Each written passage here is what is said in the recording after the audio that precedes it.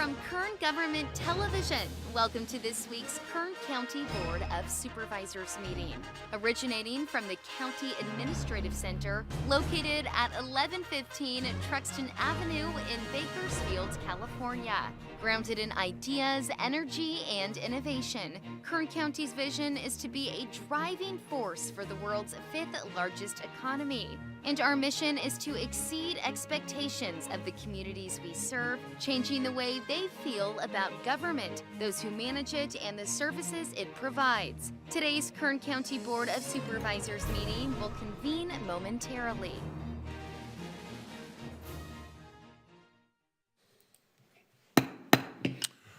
Okay, welcome to the 2 p.m. session of the regular August 20th, 2024 meeting of the Board of Supervisors. First item's roll call. Supervisor Peters. Supervisor Flores. Here. Supervisor Couch. Here. Supervisor Perez. Here. Next item is a report on actions taken in closed session. Ms. Rezan. Good afternoon. This morning you met on items 56, 57, and 58, and there is no reportable action. Okay, the next item is the consent agenda. All items which are listed with a CA or a C above the item number are considered to be routine and non-controversial by county staff. We can act on those all in one motion. The CA represents the consent agenda for the Kern Sanitation Authority today. The C is for the regular consent agenda of the Board of Supervisors. Or excuse me, CA on both of those. The consent agenda for the Board of Supervisors we're going to act on first, and that starts on page 2, items 4 and 5. Continues to page 3, items 6 through 8. Page 4, items 9 through 11. We have a change to the recommended action, which is what is in all caps. We're going to change that on item 10 to continue to September 10th at 2 p.m. Page 5, all the items 12 through 16. Page 6, all the items 17 through 19, and then 22 and 23. Page 8, all the items 30 through 35, and sorry? You stopped at 23. Went through 23 on page 6, page 7, items 24 through 29, and we have a change to the recommended action on 28, which is to continue to, the new recommendation is to continue to Tuesday, August 27th at 9 a.m. Page 8, all the items 30 through 35, and page 9, items 36 through 40. Is there anyone here that would like to make any comment on any of the items I just read off? Excuse me. Seeing none, I'll return it to the board for a motion on the consent agenda and to adjourn as the Board of Supervisors and reconvene as the Kern Sanitation Authority. Motion. You have a motion? Second. And a second, please cast your votes.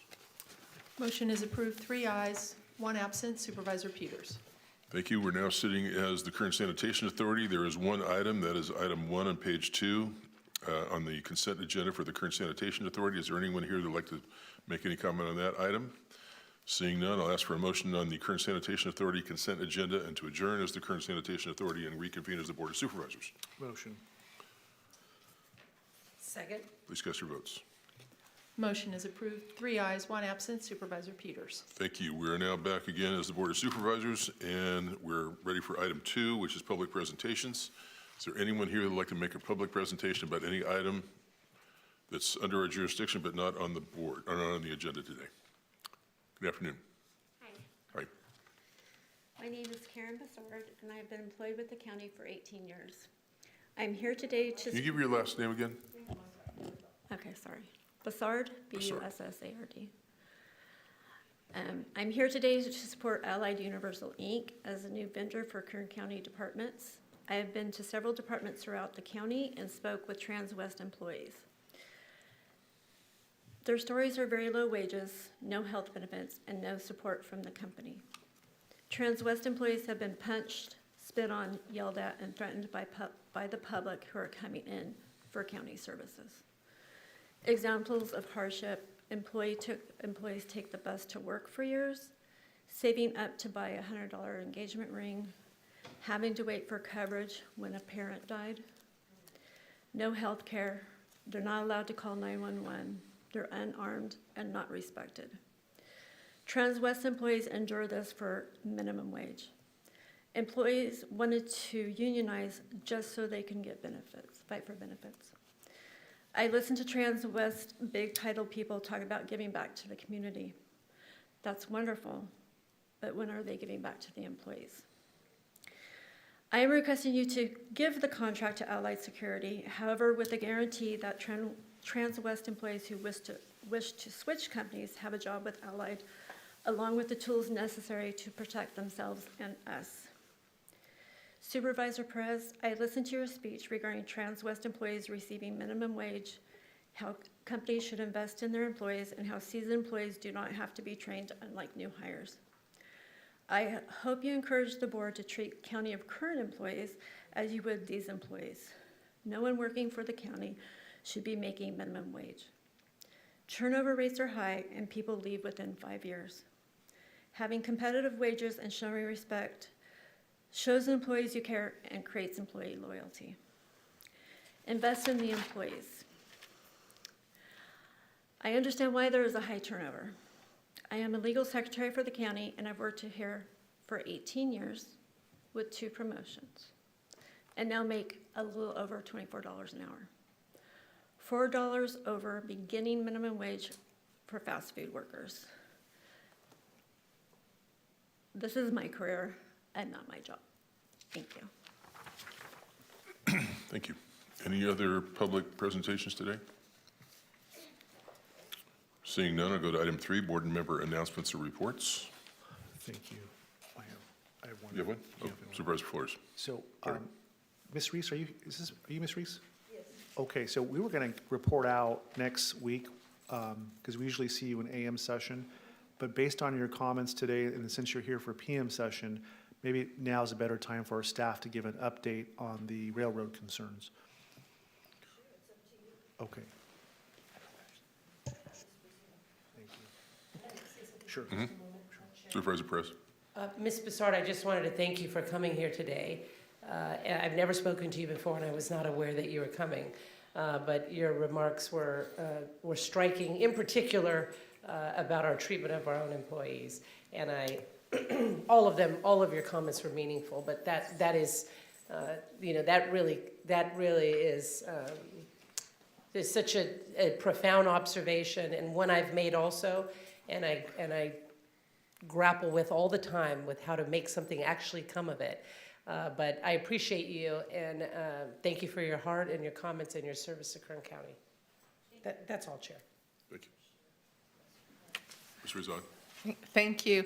So Supervisor Flores, through the chair this morning, after you made the referral, both Ms. Martinez and I approached the questions that you raised and reached out a little bit differently, but collectively I think we have compiled some very good information and a good plan. Great. So I reached out to Al Rojas, who is still in the audience, and I asked him some specific questions, and what he replied was that we do not have authority, the county does not have authority over railroad property, and that is the California Public Utilities Commission, typically enforced by the railroad police. And current violations are reported to the rail police and they're taken care of, but it can take quite some period of time. The county has had joint cleanups where the rail police will grant the county agencies permission to enter to allow a cleanup of certain areas. It appears that the main concern in those situations is track safety and the danger of having a cleanup crew and equipment putting a train on the tracks at risk. And then I asked about easements because I thought, well, maybe we could get close enough to make a difference. But easements vary depending on the number of tracks. It can be 100 feet for a single track, so 100 feet from that track. And that the county, specifically Al and his group, will continue to work with the rail police to obtain permission to enter for low-risk areas, and that they're aware that some areas are in pretty bad shape and would require some resources and expense. And that has all been reported to the rail police. And then turn it over to Ms. Martinez, who ran with that. I don't think that we should clean it up. I think they should clean it up. So Supervisor Flores, to the chair, you are correct. Thomas Brown in my office actually reached out to the railroad, specifically to BNSF, Governmental Affairs. And they were very responsive and actually indicated that they gave us back information, good information, but they also indicated that they're actually in the process of cleaning up between F and Q Street. And this matters has been referred to the Resource Protection Unit. And they have a vendor in place and who's going to manage that project. And actually, they were working on it before Ms. Reese brought that to our attention. But the good part of this, that we have good context now, that we can reach out as we see areas on unincorporated railroad, in incorporated areas of the county that the railroad has jurisdiction, that we can reach out to them and maybe coordinate some efforts to get this cleaned up. So those, Good that's- news, good results, good response. Thank you.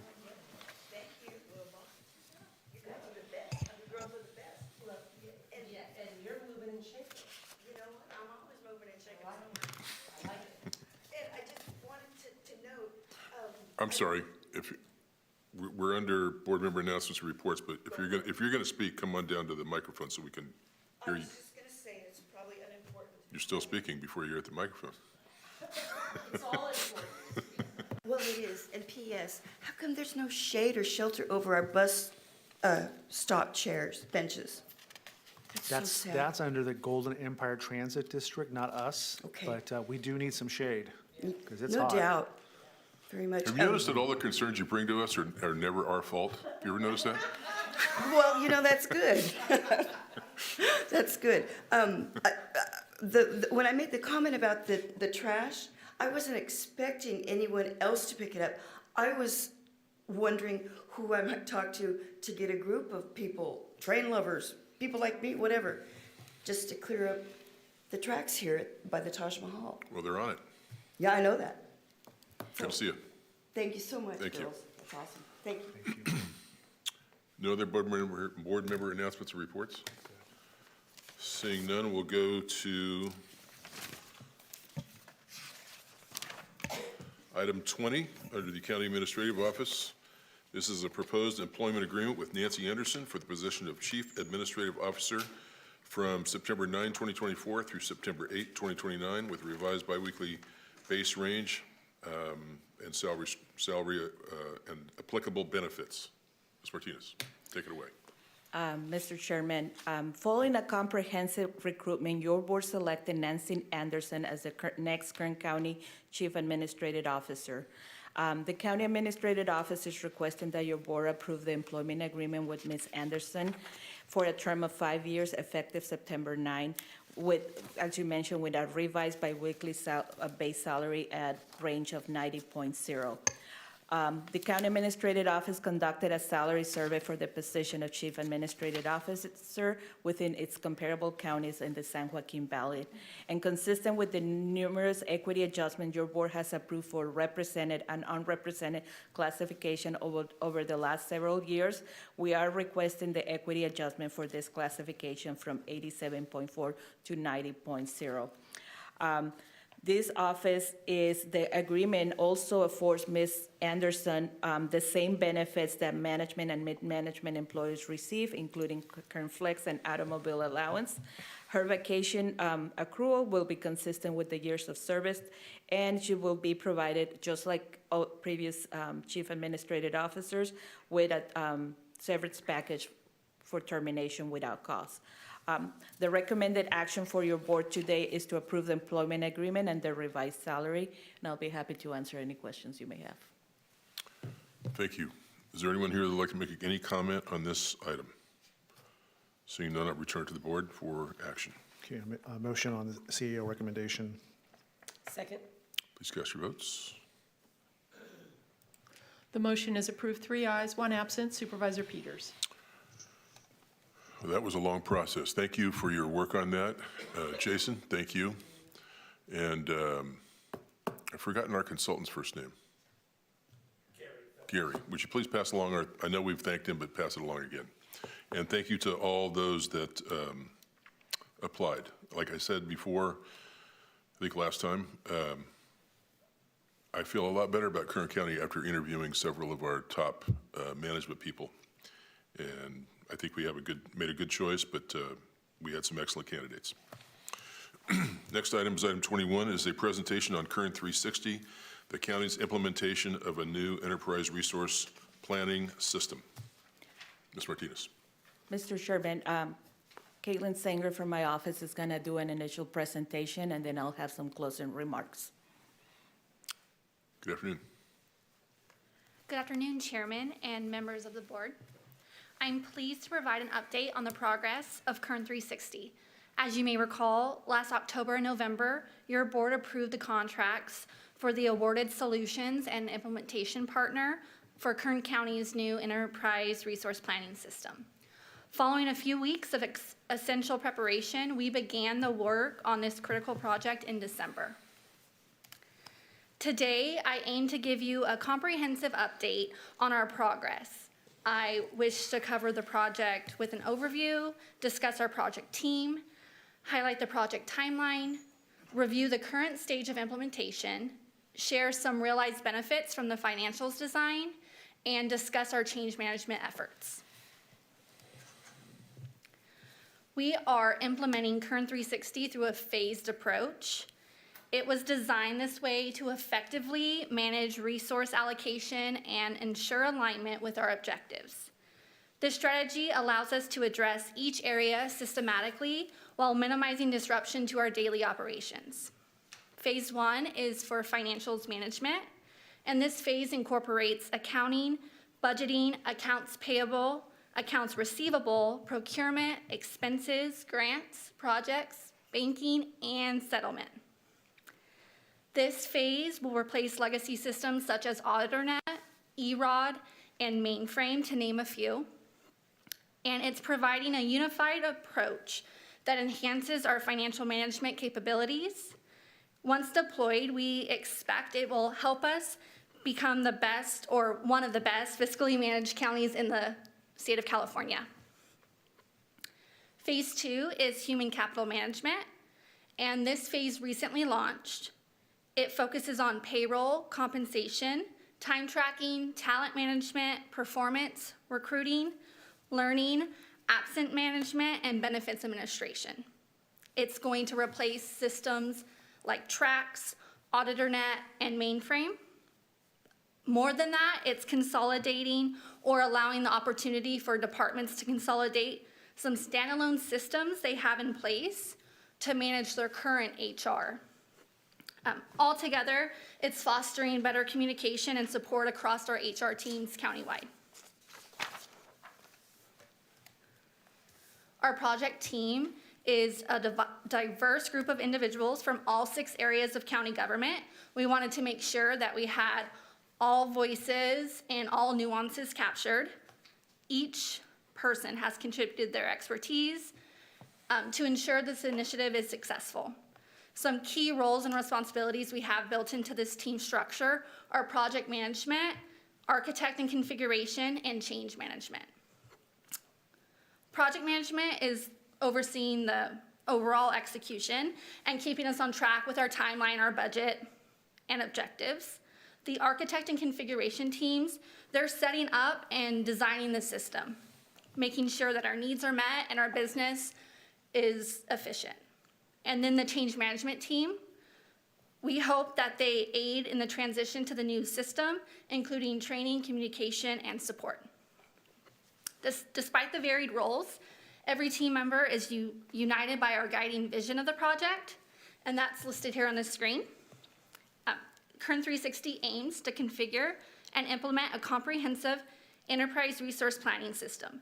This strategic initiative will empower employees and leaders with a 360-degree view of information, fostering data-driven decisions, transparency, and efficiency across the organization. On the screen here, you'll see a high-level timeline of our project. It's simply broken down in months. Inside those months are a lot of intense weeks of work. I don't want to bore you too much with the details, so very high level here. For the financials phase, which is the phase we started first, we just completed 21 weeks of architect and configuration. We're now preparing to begin the end-to-end testing of that design. That's set to start in September. Following the end-to-end testing, we'll conduct a pre-production dress rehearsal with county end users that aren't currently engaged in the project. Our hope is that, one, they test the system, but two, they're going to be testing the training aids we currently have in development. And when we have that smaller subset of end users trained, we'll know our training aids are sufficient and we can roll it out countywide to the appropriate end users. The financial phase is on track to go live in the first quarter or late January 2025. The human capital management phase, like I mentioned earlier, we recently launched it, so we're in our 4th week of architect and configuration. Design is still really in its infancy, but the collaboration between central HR and department HR teams has been really encouraging. This phase is progressing steadily towards a June 2025 go live.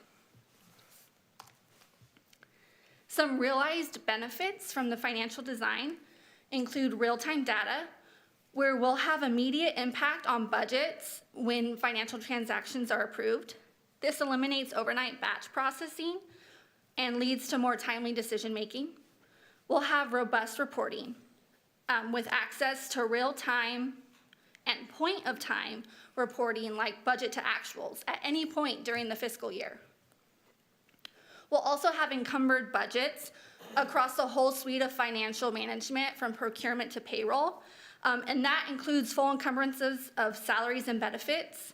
This provides real-time insight into our workforce expenditures, which dramatically improves our ability to complete budget forecasting, which is something that we do very manually now, and it's time intensive. We'll have improved functionality with real-time budget checks that are integrated into the business processes to prevent rejected transactions that need corrected the next day because of an overnight budget check.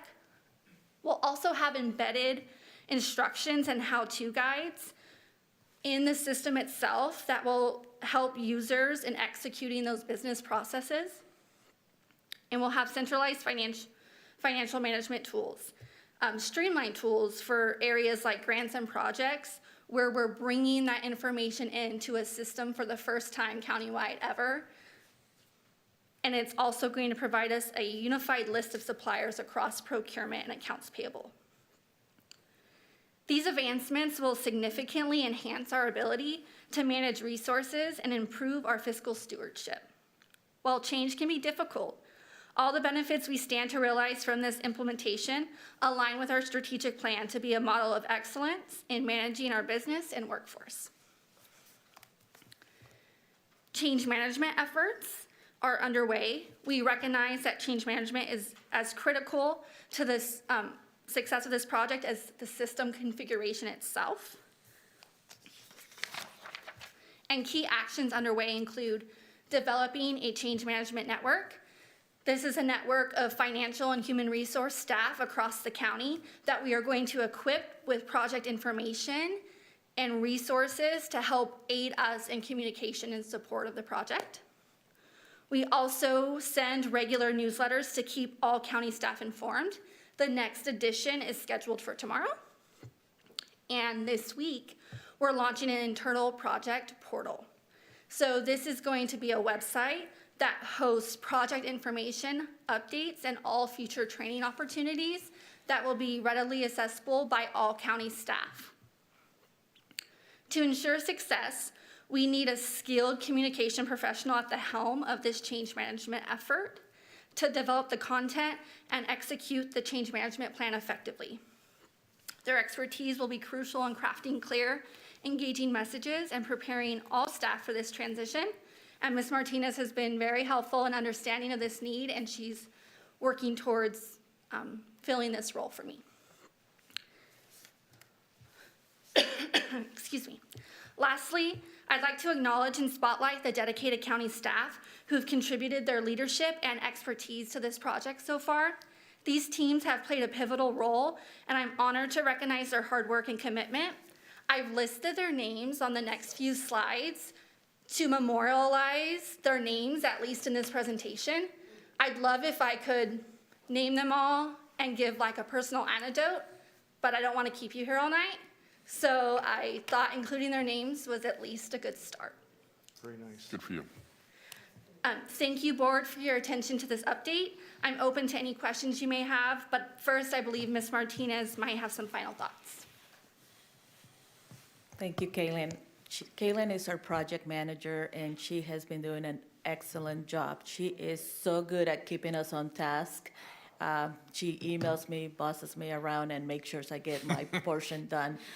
The reason I bring this item to your board, because we are going to change. And you're going to start hearing things that I think is important for you to understand. One of the challenges is that our financial and payroll system is 50 years old. Entire workforce have not used anything else other than our old legacy system. Previous auditor controllers spent over 10 years. One of them has spent 10 years with staff time trying to develop a system, and they gave us a good tool, AuditorNet, to interface with our system, which is a mainframe-based system. But it's just a tool, it's not a system. And then we attempted to implement a different system, and we failed fast. I'm happy to report that, but we failed. So we are making a huge investment on Kern 360, both from staff time, you saw that big list there, financial investment. So we need to do it right, and we need to do it with the right resources. One of the challenges that you're gonna hear is vacant unfunded position. Remember that. You're gonna hear vacant unfunded positions. Those are positions that the county, traditionally, departments like to keep on the books just in case they wanna fill them, in case they will have some funding available. It does give them some flexibility. So I want to commit to the departments that as we implement this system, we're going to look for flexibility for them to fill the positions they need at the time they need them. But we need to get out of our old ways of thinking of positions. And this morning, Supervisor Perez made a good point about bureaucracy, about how we deal with our vendors when there's an RFP. We're going to have to educate vendors on how to interact with the county under a new system. We're gonna have to make sure that the small businesses that have been doing business with the county the same way are educated on how this system is gonna help them interact with the county. So we're gonna have to review all our policies. Perhaps we're gonna have to negotiate some of our policy changes with our representative group, because we are changing the way we are interacting with employees. We're gonna change the way we interact with vendors. We're changing the way we interact with special districts. The treasurer tax collector is the treasurer tax collector for the entire county, and some school districts and special districts keep their funding with the county. We're gonna have to educate them on how we're gonna interact with the new system. So we have a lot of changes coming your way. You're gonna start hearing, as you saw that timeline, it is an aggressive timeline, but I'm willing and committed that we're gonna move forward. If we meet Kaylin told me I should never use the word if. We are going to meet our deadlines, and we're gonna try our best efforts. And as I move back to my previous position, I'm gonna interact more with the project and make it happen. I have told the vendor, this is my last project of my county career, and I wanna make it happen. So that's my commitment to you and our employees. But they also need to understand that we're gonna change the way we do business. And if there are questions, we're launching the website. We're putting questions and answers. They can reach out, so we educate them, so they hear it from us, why we're changing, what we're changing, and what's happening with the project. So thank you for the opportunity to give you that update. So let's repeat that for just a second. When the department heads that are used to having vacant, unfunded positions on the books, they're not going to be able to have those anymore. We'll only have vacant funded positions available, correct? That is correct. The system, that concept of vacant and funded doesn't exist anywhere. But what we can offer them is more flexibility to add the positions they need when they need them. Okay. Well, now we know who the real boss is around here. It's Caitlin, all right? Nice job, Caitlin. And doing a great job for us. Thank you. Any comments on this item from the public? Seeing none, I return it to the board. We just need a motion to receive and file. Okay, motion to receive and file. I appreciate your spirit of excellence. Thank you. Second. Please cast your votes. The motion is approved, 3 ayes, 1 absent. Supervisor Peters. That takes us to the end of the afternoon agenda. I just need a motion to adjourn to August 27th at 9 a.m. for budget hearings. Motion to adjourn. Without objection, we're adjourned. Thanks.